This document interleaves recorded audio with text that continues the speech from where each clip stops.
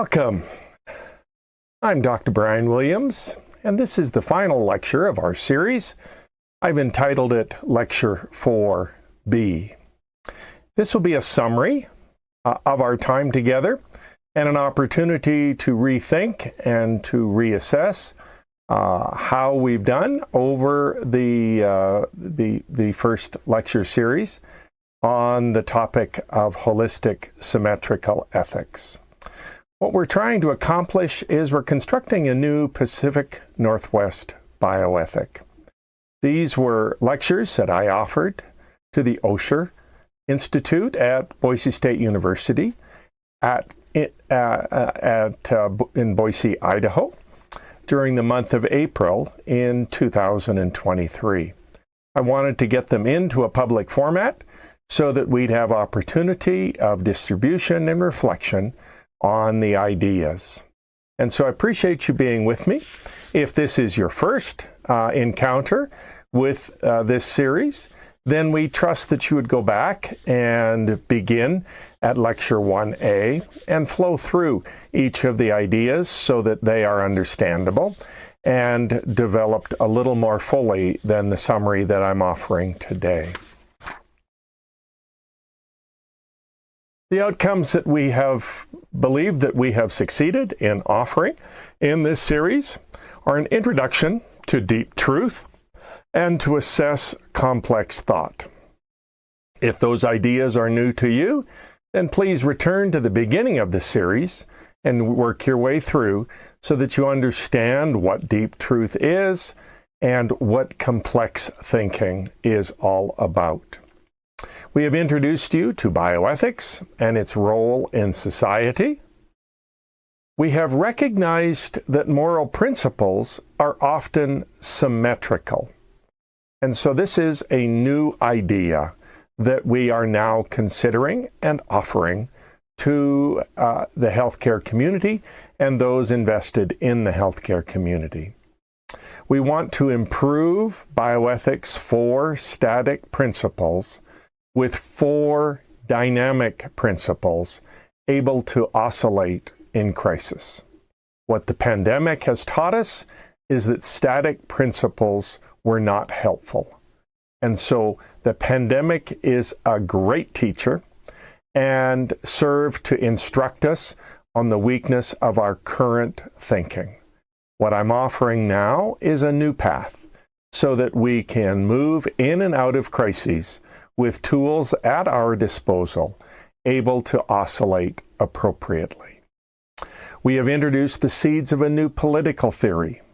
I think each of us in our contexts recognize that our political theory is struggling because our politics is struggling. And when something's not working, you have to go back to the beginning, and that's the philosophy. And so if the philosophy of American political theory is not producing an appropriate political response, then we have to go back and look at our political theory. And so it's important to think about new ways of thinking to accomplish a new result. We're attempting to work towards holistic unity via symmetrical principles in dynamic tension. And so that becomes the goal. And that unity will create a practical output of peace. And so peace becomes the output of holistic symmetrical ethics. And we've attempted to see pathways to solutions for major social problems. I'll be reiterating and presenting you today with those action steps that I feel are helpful for us to understand the theory and how to put the theory into action. I feel it's important that we build a new bioethic, a particularly centered bioethic that looks to the east. And so the name that I have offered is a Pacific Northwest bioethic. That allows us to change from our multi-millennial long view of the ancients from the perspective of the Greeks to the Europeans to the Eastern Seaboard Americans to a view of the Pacific Northwest, and recognizing that there is a way of successful living that can be offered from that perspective as well. And that's not just to replace, that is to augment and to develop what we already understand from our view towards the East, to now include and to work in symmetry with a view to the West. And so Pacific Northwest does not mean to radically change our view, but to at least look that direction to create symmetry between East and West, so that the West is now understood, and we, with our sighting and positioning in the Pacific Northwest, want to offer something new. We believe we have done that, and we want to recognize that a contributor to that view comes from our change in perspective, so that we're looking to the West and not always to the East. We are recognizing that our goal of helping healthcare become healthy and caring requires that we think differently. And what we are arguing against is that our 50-year focus on autonomy, actually going back to the 1700s with Kant, but our entire cultural focus on autonomy or freedom or independence had a particular downside in the pandemic. And our focus now needs to change to the point of healthcare, and that's caring. And so caring for others is now recommended as the key focus for healthcare. And that seems so obvious. But when you look at the bioethics principles that have dominated the field and the thinking of bioethics, you recognize that it has not been clear that the first principle of healthcare is caring. And so we would recommend that that be inserted now with this adjustment, so that caring becomes the first principle. And caring for others is the obvious point of healthcare, but there is also a recognition of care for oneself. And so we have put two principles into dynamic tension. It is virtuous to care, and it's virtuous to detach. Note that the holistic symmetrical ethic is the presentation of two virtues. We have lived most of our philosophical life with the tension between virtues and vices. We're to move towards the virtues, we're to move away from the vices. What I'd like to offer that life isn't structured like that. We often are struggling between two positive virtues. And those two virtues are where we have to negotiate in the boundaries of life. And so in healthcare, we have the virtue of caring for others and the virtue of detaching, or moving towards and moving away. And that we are in dynamic tension between those two positive virtues, care and detachment. Care is the courage to help others and engage, move toward. Detachment is the courage to help oneself and withdraw. Every medical setting offers the tension between these two virtues of care and detachment. And we want our healthcare providers to lean into care, to make sure that they have the courage to enter into the room, enter into the theater, enter into that setting where someone needs your help, and you have the skills and the community that will allow you to help successfully. And so that is an important avenue that we want healthcare to be focused on and to be strong in, but it begins with a recognition that care is our first principle, but detachment or care for oneself is a crucial part of this particular. This will help us in the development of stronger mental health programs for our staff, which have been obviously decimated in our pandemic response.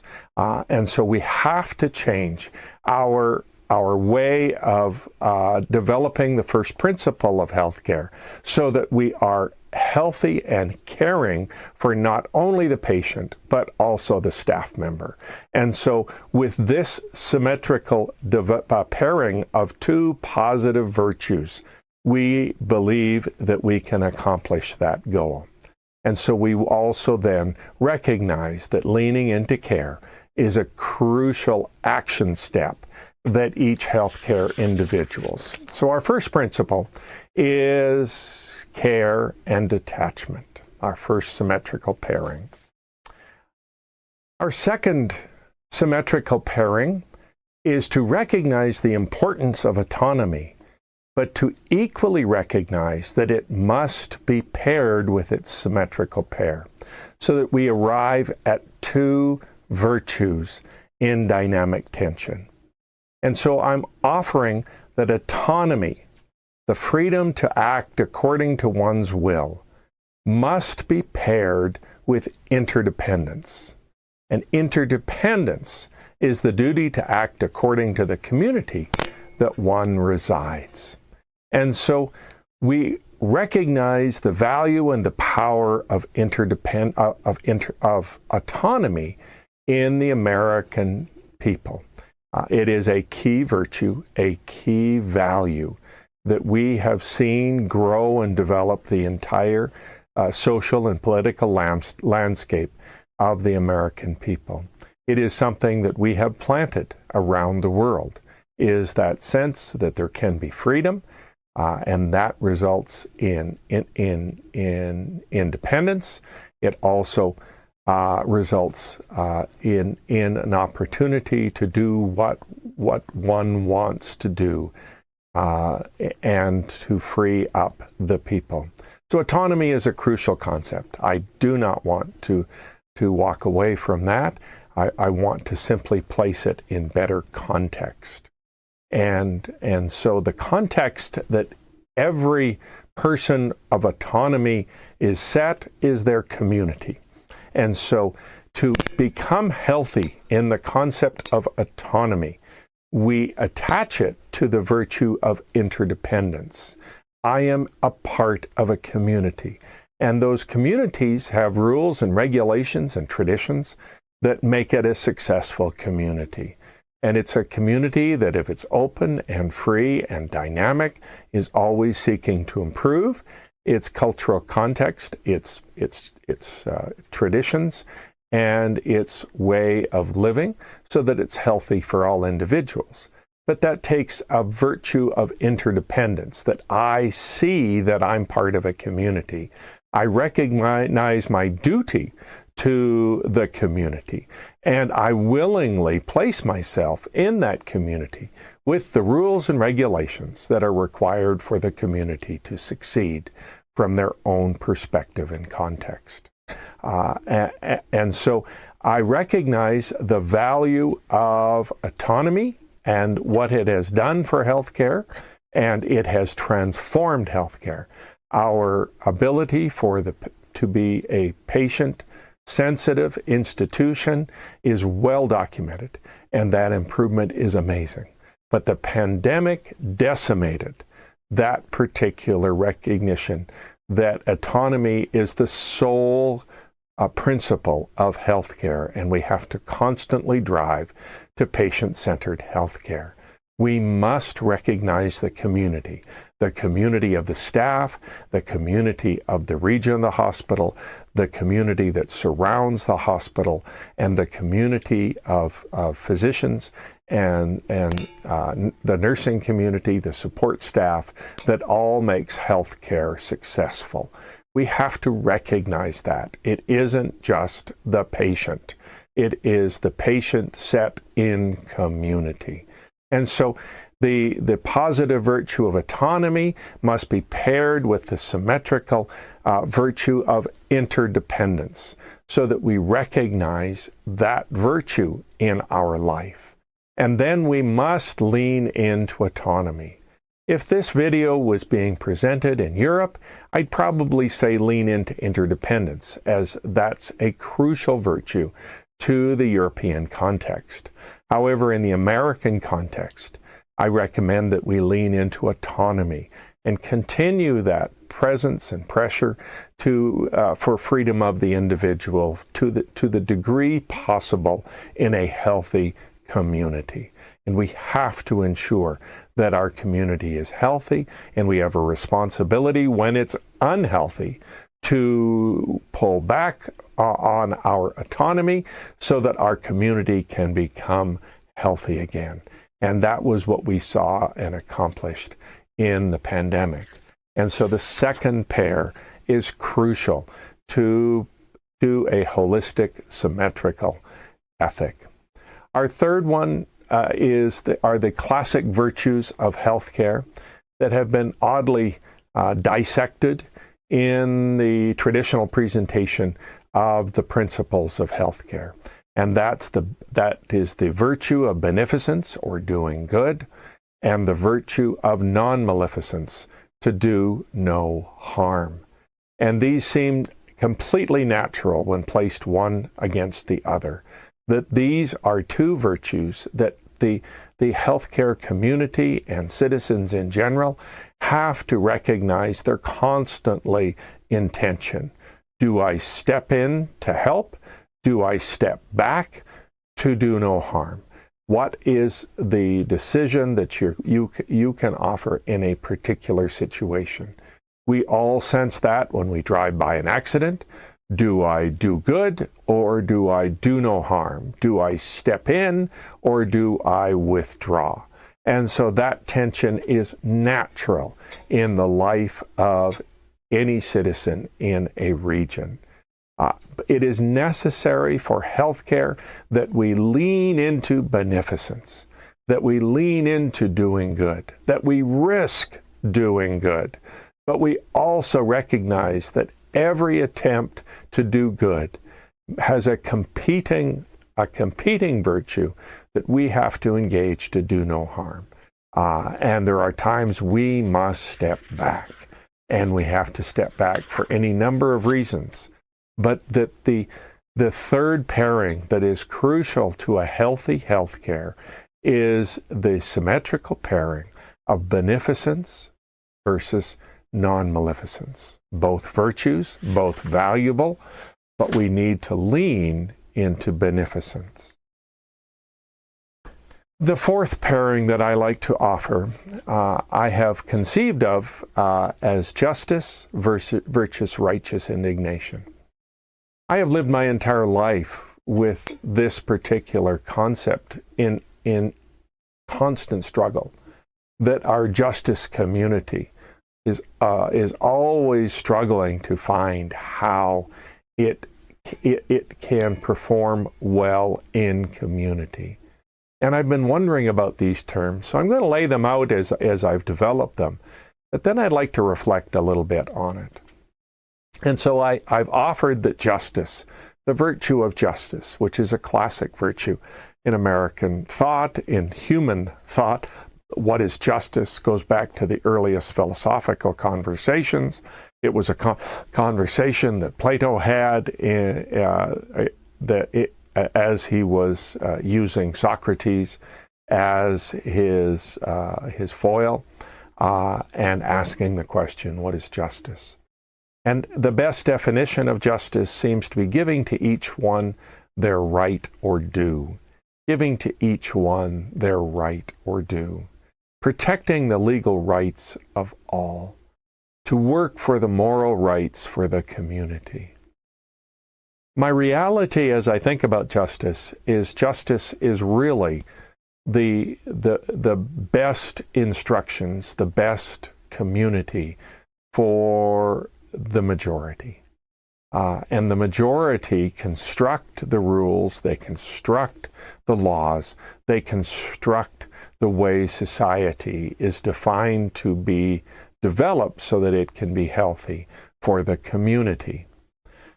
The dilemma for that is it leaves the minority behind. And so the minority of every community is in the difficult position of having to live against the current standards that are set in community, set with the justice that serves the majority. So the minority in every community of necessity struggles with the justice of the dominating community. And so while under the second point, they're attempting to protect the legal rights of all, the way it usually works out is they protect the legal rights of the majority. And that's just a reality of justice over the centuries. And to combat that is the virtue of righteous indignation, that within the minority of any community, one or a few rise up and are prepared to deal with the consequences of elevating their voice and to speak to the injustice that occurs in every community. And it usually is the oppression of the minority by the majority. And so righteous indignation is the virtue to protect one's individual rights when the community is wrong. And so we have to understand that that's the dynamic tension that creates justice in any community. And of necessity, we have to lean into justice. We have to recognize that the majority cannot be overtly weakened by the voice of the minority. It has to be sensitive, it has to be aware, it has to adjust, but it can't be weakened so that most of the people in a community are living by rules or regulations that only serve the minority. And so righteous indignation, the virtue of righteous indignation, is a crucial balancing step that must be offered to those who are in the minority, or those in the majority that have lived their whole lives recognizing that they have lived in the majority and something happens and they now feel like they're in the minority. And this often happens in healthcare, where someone is now very alone and is unable to achieve the appropriate health care that is necessary for life.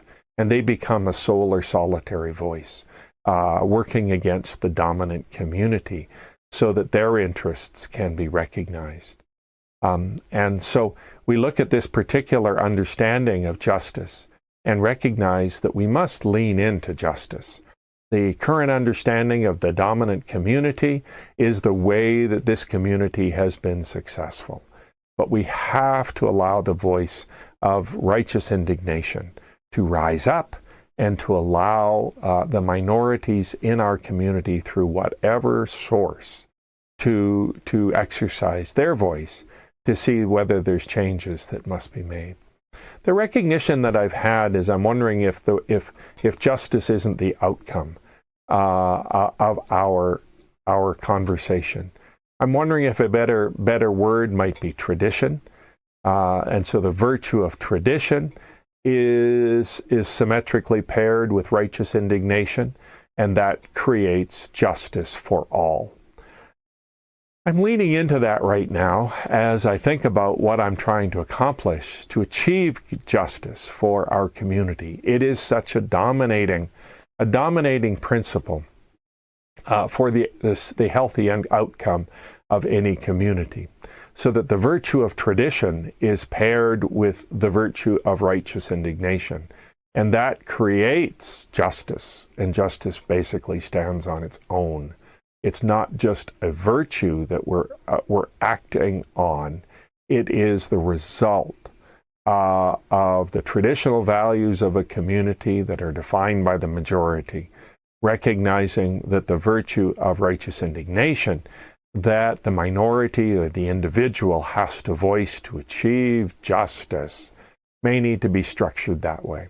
And so that was my reflection today as I've been thinking about my symmetrical pairing.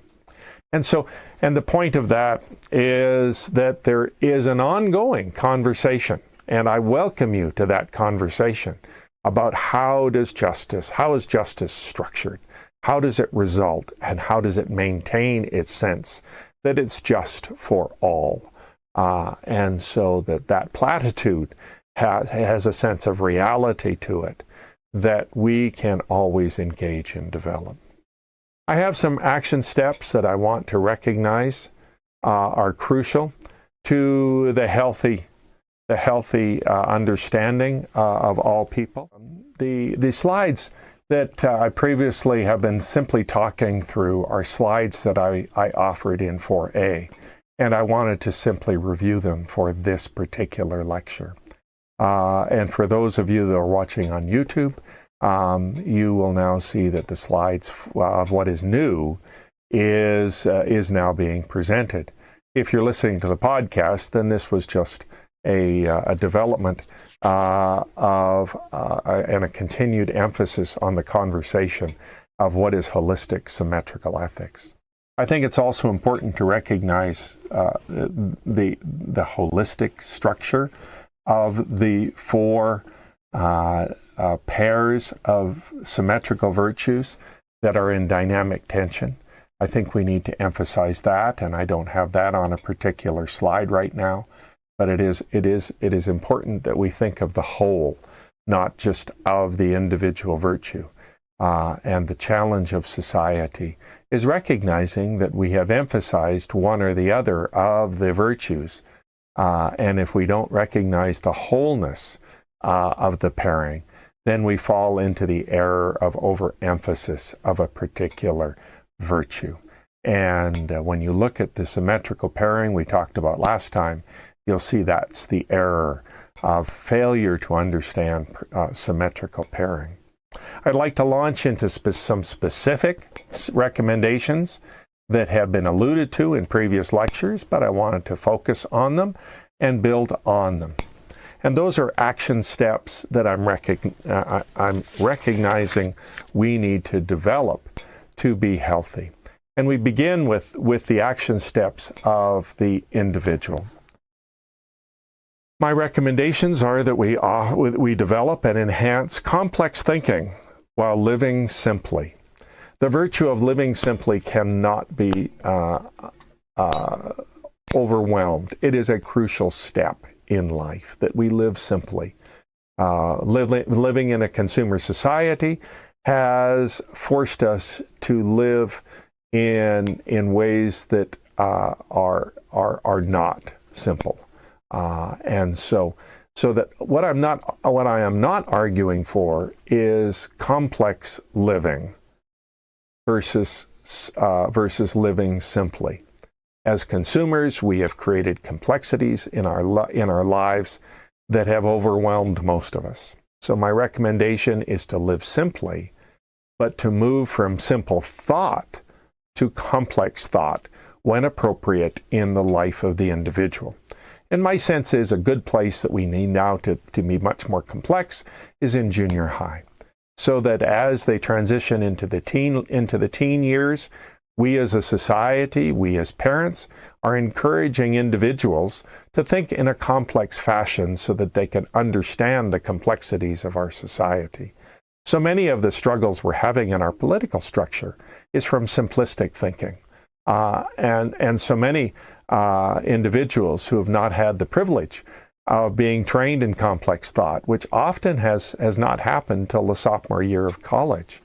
And that complexity of thinking that is a mandate for good university life needs to now flow back, probably into that transition into the teens.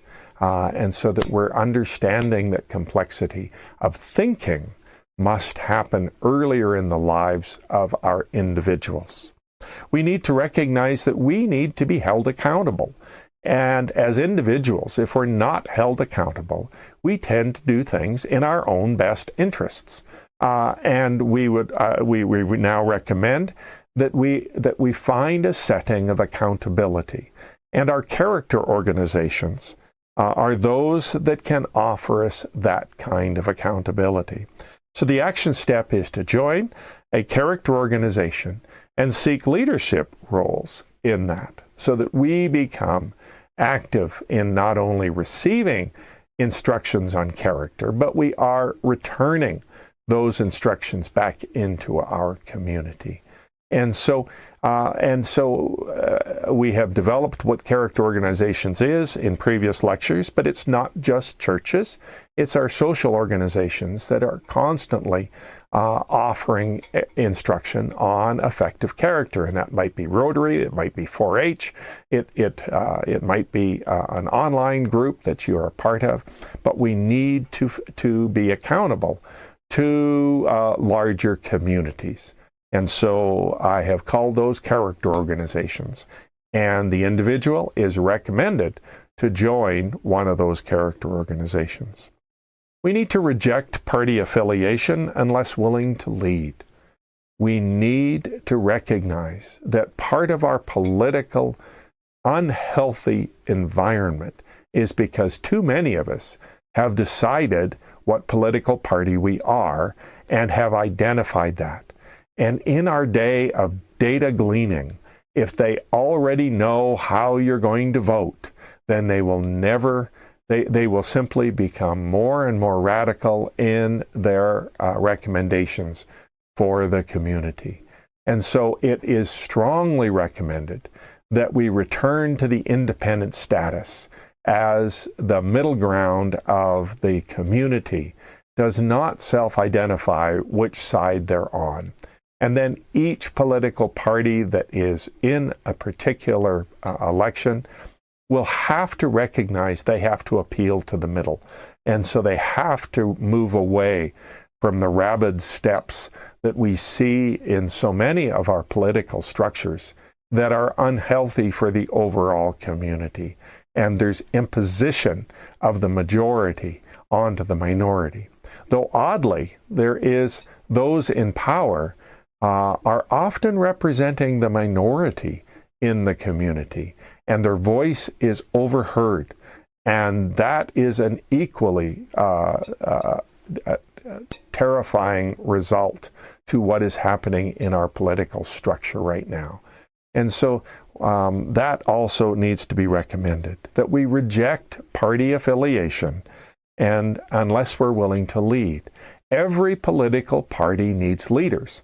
And when you're in leadership, you should present your voice and your values and your structures. And we should be thankful for all of the political leaders that are willing to help our community by voicing their side of the typical dynamic pole of conservative versus progressive.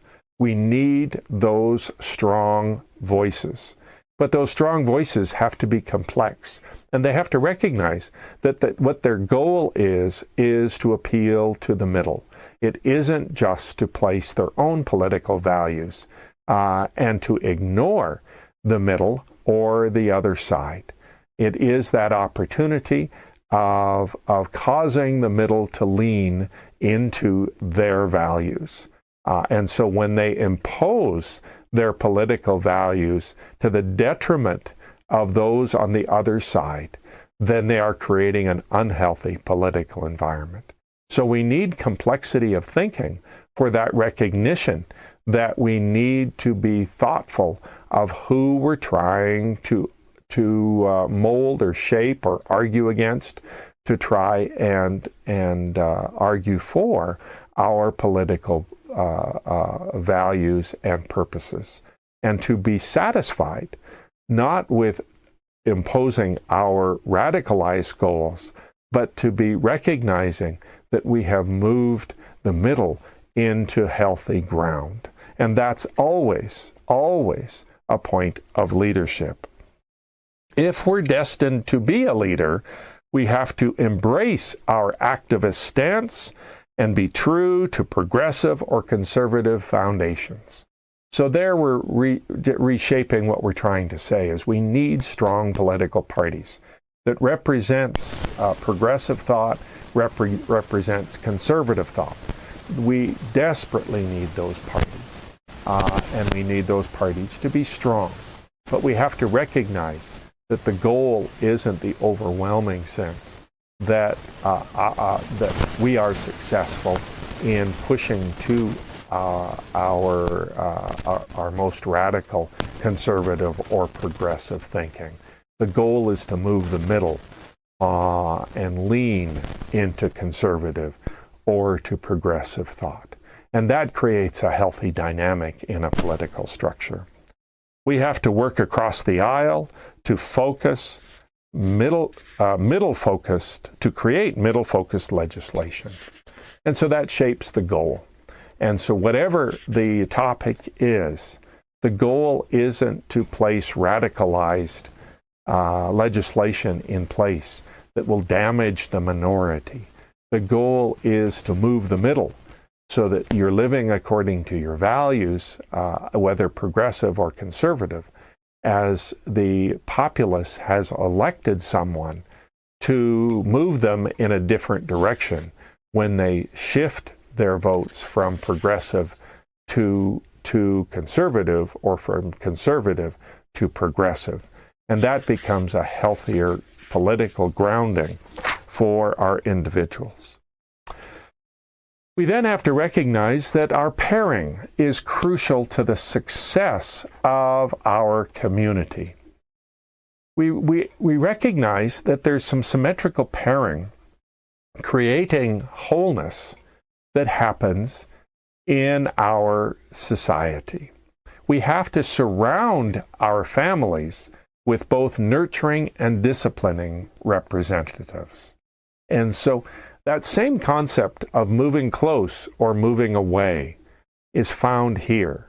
We need those that love with nurturing care all of the people of our society. We need to know that those who love us with discipline are a crucial part of our society. And we need those in dynamic tension. Now, what is the reality of life is people tend to lean strongly into nurturing or to lean strongly into discipline. And many of us can reflect on our own family lives. And someone in our family was our nurturer and was encouraging and trying to get us going. And there was nothing we could do that seemed wrong to that individual. But we also have someone else in our family that's a disciplinarian, and then nothing we seem to do was right in those settings. But the point of that is dynamic tension of a symmetrical pair, so that we can see a healthy individual emerging from the nurturing and the disciplining love that is offered in the vast majority of our families, to have a healthy individual emerge from that. And so that becomes a key dynamic in any healthy family. We need to look for and bond with a symmetrical other. We need to recognize that our choice of pairing is often a choice of the other that is different from us. We don't become stronger by finding people who are just like us. Let me say that again. We don't become stronger by finding other people who are just like us. And yet when we look at our religious life, we see that we've done that. When we look at our married life, we see that we've done that. When we look at our political life, we see that we've done that. Folks, the key to a healthy community is healthy pairing, so that I am better off when I look for and bond with a symmetrical other, someone who's different than I am. I need to be in symmetrical bonding with them, someone that can offer me new thought, new ways of thinking, new understandings of how to see life, teaching me in an appropriate way what I need to know to succeed. That's symmetrical bonding of the pair. And when we disrupt that, we become insular and we become unhealthy. And so I look to our society to be far stronger in how do we look for and bond with our symmetrical other. We need to value the complementary pairing of your spouse. And so many of our spouses are so different than we are, and we almost don't understand why we did it that way. Why did we find someone who was so different? Because it's creating conflict in our life setting. But the reality is, it's our responsibility to look for a complementary or a symmetrical pair and to construct a structure where the energy of that particular pairing is productive in the life of our community. A battery that is constructed with positive and negative, when placed in a structure called a flashlight, creates life. Complementary or symmetrical pairs, when created in a pairing dynamic, which is classically called marriage, when it is healthy and structured well, will use the energy coming out of the conflict and the interactions between the positive and negative poles of a family, when properly organized, will create light.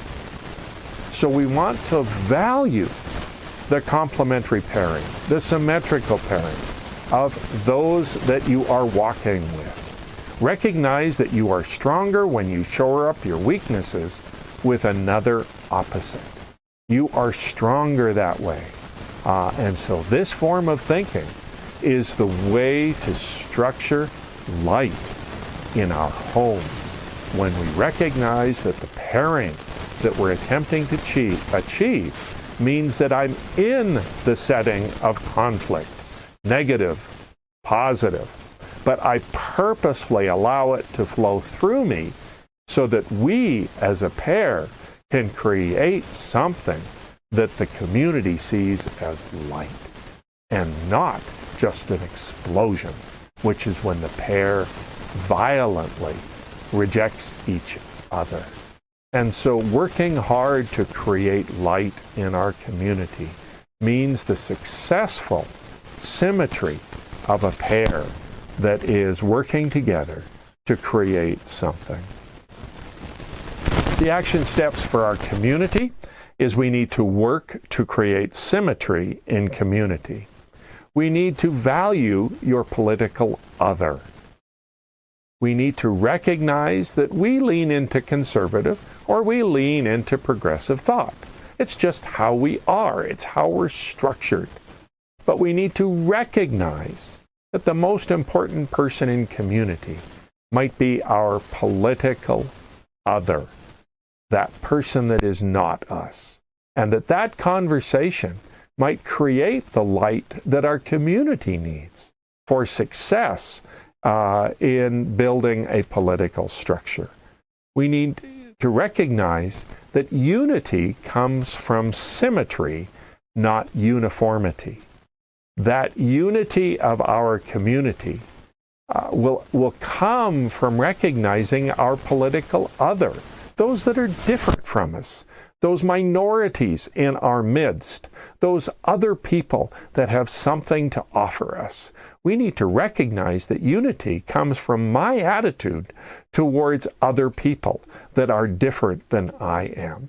And if I embrace them in the sense that I can learn and I can be a better person as a result of being around different people, then I am evidencing the keys to unity in community.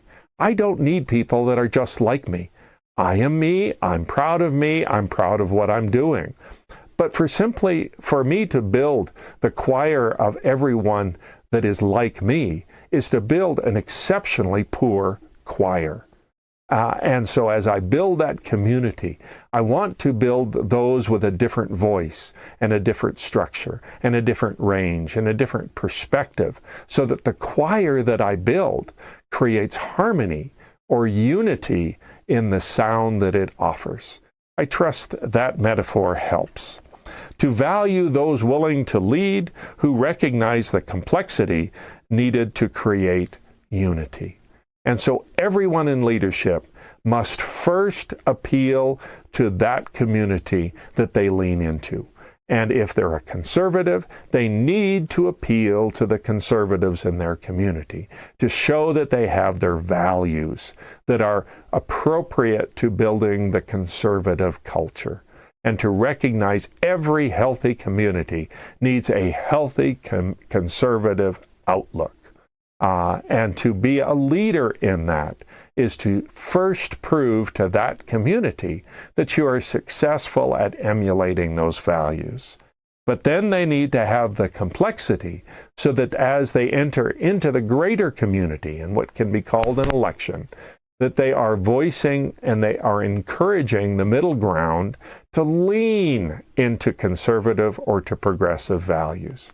And so that lean is the goal and not the imposition of radicalized conservative agendas or progressive agendas. So we need that complexity. We need to nudge aside those who are strident without complexity. And in our recent political elections, we've seen those strident souls that have almost no complexity to their thinking, demanding the values of their community, be it progressive or conservative, be imposed in a radical setting. And we need to nudge those souls aside that don't have complexity. And we need to begin to rebuild back in our school system the complex thinking that's necessary for a healthy community. And so as we think about our political structure, we've said it once, we'll say it again: go independent. Data is too strong to make your vote meaningful if you let parties know your vote prior to elections. Expect alignment with character institutions of all who seek office. I am convinced that our demand that all political entrants into the political arena have to have an accountability to an organization that's larger to themselves. They have to vocalize that affiliation, and they have to allow that organization to validate their character. It is the only way forward as we try and nudge aside those clearly without any moral moorings that would serve the community well. Folks, this is such an important area. We need to recognize in our religious settings that we have tended to build a choir just like ourselves. We have tended to make sure all the voices sound like I do. They have made sure that when someone different comes along, that we divide and just return to what we were when I was in charge. That's been the story of religious life in America. It is the dividing of the religious community so that people look more like themselves. And we have done it on political grounds. We have done it on sexual grounds. We have done it on theological grounds. Whatever differences we sense in our religious community, the way that America has built its religious structures is to divide so that now the conservative thought is separated from the progressive thought. And so the strong recommendation is we need a reworking of our religious communities so that we seek and enhance symmetrical relationships between religious communities and rebuild each one of our religious communities, recognizing that we are healthy when we bring conservative and progressive thought into the same organization.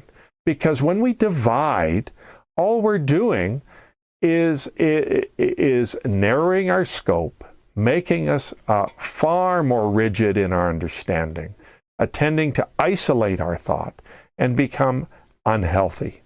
And so we truly don't succeed. The minute we divide, we develop a new community that has progressive and conservative thinking in it. Let that sink in. We really haven't accomplished anything when we divide. And so we as a community will begin to merge those kinds of struggles. We need a religious community that is a merger community, just like our current business structure is merging for success, taking other entities, merging with them and creating success. Our religious communities need to take a page out of our business communities and realize that is the next step in American religious life. We need to be a merging community where we're bringing in others, recognizing that that will create conflict, but to structure the conflict in positive ways so that we can take that division and we can see light out of it. And it comes from being in relationship with those who are opposite to us. So our religious life and our religious steps are necessary. We need a revival of religious institutions. And many of those institutions have sought a revival of the individual. The revival now needs to be of religious institutions. And those steps of reform are steps that I'm laying out for you today. We need action steps for our healthcare. To do any little steps to make healthcare healthy and caring. We need to constrain the hospital revenue stream by recognizing the monopolistic tendencies in healthcare. We typically only have one hospital in our communities. We may be so lucky as to have more than one if we're a larger community. But for so many of us, we only have one setting of healthcare. And that tends to create monopolistic thinking among those seeking to drive revenue. And that monopolistic thinking must be restrained. We have to constrain that. We have to ask each person in healthcare and business if their income is fair. If it is not fair, it is unjust to everyone else. Is your income fair? If not, and you're still active, you need to reduce it. If your income is not fair, if you are a virtuous person, you know the answer to that. Reduce it. If you're inactive, if you're retired, give back to make healthcare affordable for the next generation. Do whatever you can to reduce the costs of our healthcare. Volunteer, give back, donate, whatever it takes to reduce the cost of healthcare. American healthcare is unhealthy, and it is unhealthy primarily because its revenue streams are outside the realm of reality for most of the patients that encounter the healthcare system. And if you're a part of healthcare, your part is to reduce the demand for revenue. If that means giving up, give it up. If that means to give back, give back. But you must allow healthcare to become healthy. As Confucius said, a good deed that is too expensive is not a good deed. That we all must recognize and abide. For the world, the action steps are seek unity through holistic symmetry. The next steps I'd recommend are reading. Please make sure you read the Beecham and Childress text, Principles of Biomedical Ethics. You'll see what I'm arguing against. It is the premier text that underpins the philosophical structure of healthcare. And so you'll see what I'm arguing against. And they have done a marvelous job of creating health in the healthcare system, but the pandemic did a better job of showing our unhealth. And we need to respond to it with a new bioethic, which I'm offering. We need to recognize there's some wonderful bioethics organizations. The ones that I have enjoyed are the Hastings Center. My journey for bioethics began there. I picked up a Hastings Center article, and I enjoyed what the results were of thinking of bioethics and helping to our healthcare system become healthy and caring. Some of my work, one of my most recent little booklets, I've entitled Complementary Bioethics. I have since changed my title, but you'll see the thinking and the underlying thinking is in that booklet, Complementary Bioethics, and that's available today on Amazon.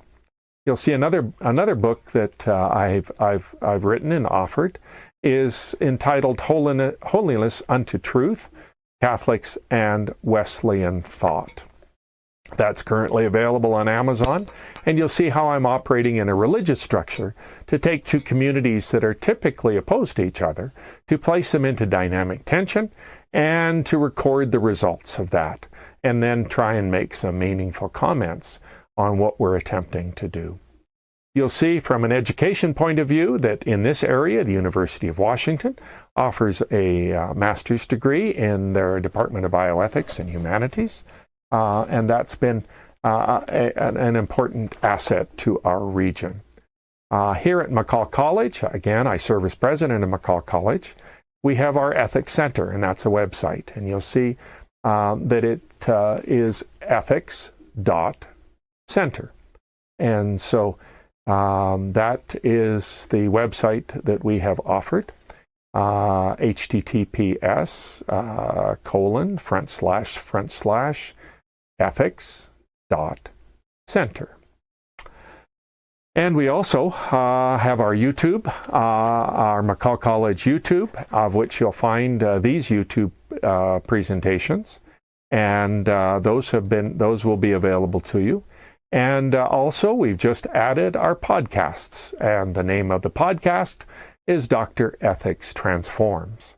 And so if you're looking generally, I would guide you to Spotify to find this podcast, though we're seeking to place it on the majority of podcasts that are presented around the world. And we trust that you can enjoy this from a podcast form as well as any other form. I began my first lecture with a vow, and I close this final lecture with the same vow. My pilgrimage of holistic symmetry. I will search for truth insatiably. I will create a worldview that permits conflicting truths to exist peacefully. I will seek others who are different than I to cultivate a setting of coexistence. I and all will become whole in that setting. Our setting of healthy symmetries in dynamic tension will become whole with us. I am one and many, and journeying to wholeness. May my and our complex truths leading to action carry us to harmony, peace, and unity. Thank you for the privilege of your time. Thank you for the opportunity of introducing you to new ideas that I believe are helpful in creating a healthy community. Thank you for the pilgrimage we've been on of ideas, but it's all meaningless unless we all convert them to action.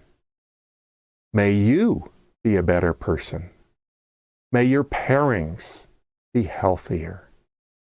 May your communities be dynamic in the life that is necessary to protect the individuals. May our religious structures, our political structures be structured and created in ways and transformed in ways that are meaningful and healthy to us all. And may our world find peace. Thank you, and good night.